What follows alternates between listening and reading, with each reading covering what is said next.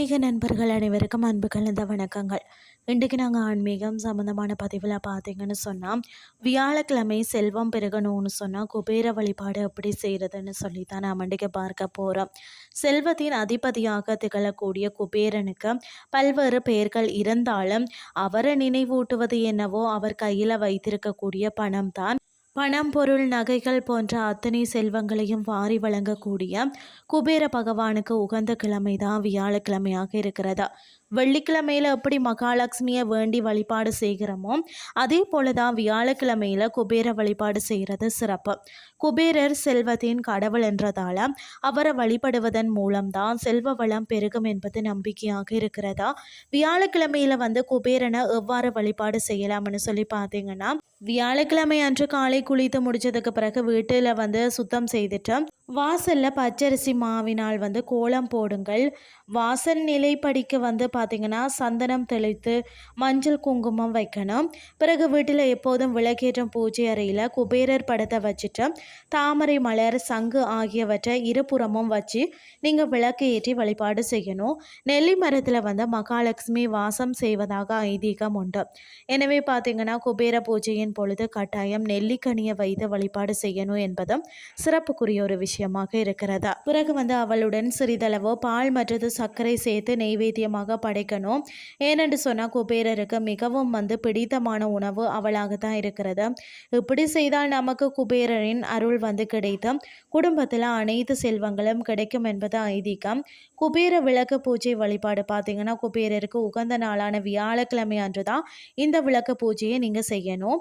குபேர விளக்கு அல்லது அகல் விளக்கு மற்றது மனை அல்லது தட்டிற்கு மஞ்சள் குங்குமத்தை ஒற்றைப்படையில் வச்சுட்டு அலங்கரித்து கொள்ளுங்கள்.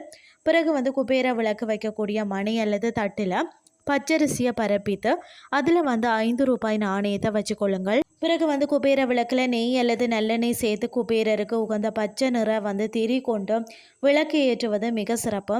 பச்சை நிற திரி இல்லைன்னு சொன்னால் பஞ்சு திரியை பயன்படுத்தலாம். குபேரருக்கு உகந்த வடக்கு திசை நோக்கி குபேர விளக்க அல்லது அகல் விளக்கை ஏற்றணும். குபேர விளக்கில் 5 கற்கண்டு சேர்த்து விளக்கை சுற்றி வாசனை மலர்கள் வைக்கணும். கற்கண்டு சேர்ப்பது பணவரவை அதிகரிக்க செய்யும். குபேர விளக்கு ஏற்றிய பிறகு வீட்டின் நிலைவாசலில் குபேரருக்கு உகந்த வடக்கு திசையில் விளக்கை வைக்கணும். ஏன் இந்த விளக்கை நிலைவாசலுக்கு ஏற்றணும்னு சொல்லி பார்த்தீங்கன்னா, செல்வத்தின் அதிபதியான குபேரனை வீட்டின் வாசலில் வைத்தா பூஜித்தீங்கன்னு சொன்னால் நமது செல்வத்திற்கு பாதுகாப்பும் செழிப்பும் உண்டாகும். குபேர மந்திரத்தை மனதில் உச்சரித்து கொண்டு விளக்கு ஏற்றினால் மிகவும் நல்லது. ஒவ்வொரு வியாழக்கிழமையும் பார்த்தீங்கன்னா மாலை 5 மணியிலிருந்து 8 மணிக்குள்ளே உங்கள் வீட்டு நிலைவாசல் படியில் இப்படி வடக்கு திசை நோக்கி குபேர விளக்கு ஏற்றி வர உங்கள் வீட்டில் எப்போதும் செல்வம் குறையாமல் பெருகி கொண்டே இருக்கும். வீட்டில் குபேரர் சிலையை எந்த பக்கம் வைக்கணும்னு சொல்லி பார்த்தீங்கன்னா, குபேரர் செல்வத்திற்கு அதிபதி. இவர் வடக்கு திசைக்கு உரிய காவல் தெய்வம் ஆவார்.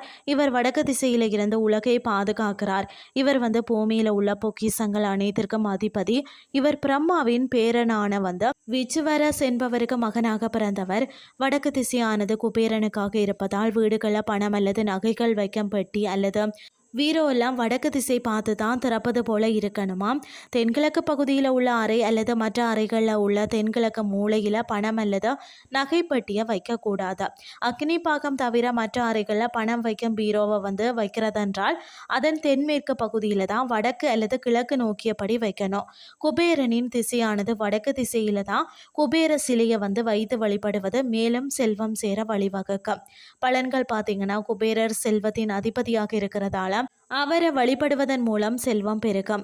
கடன் சுமையால் அவதிப்படுறவங்க குபேரரை வழிபட்டால் கடன் பிரச்சனைகள் தீர்ந்து நிம்மதி பெறுவார்கள். மற்றது குடும்பத்தில் ஒற்றுமை, மகிழ்ச்சி, செழிப்பு நிலவுவதற்கு குபேர வழிபாடு சிறந்தது. நோய் நொடிகள் இல்லாத ஆரோக்கியமான வாழ்க்கை பெறணும்னு சொன்னாலும் குபேர வழிபாடு உதவும். இன்றைய ஆன்மீகம் சார்ந்த பதிவு உங்களுக்கு பிரயோசனமாக அமைஞ்சிருக்கும்னு சொல்லி நானும் நம்புகிறேன். இதே மாதிரி மற்றொரு ஆன்மீகம் சார்ந்த பதிவோடு உங்களை சந்திக்கிறேன். நன்றி.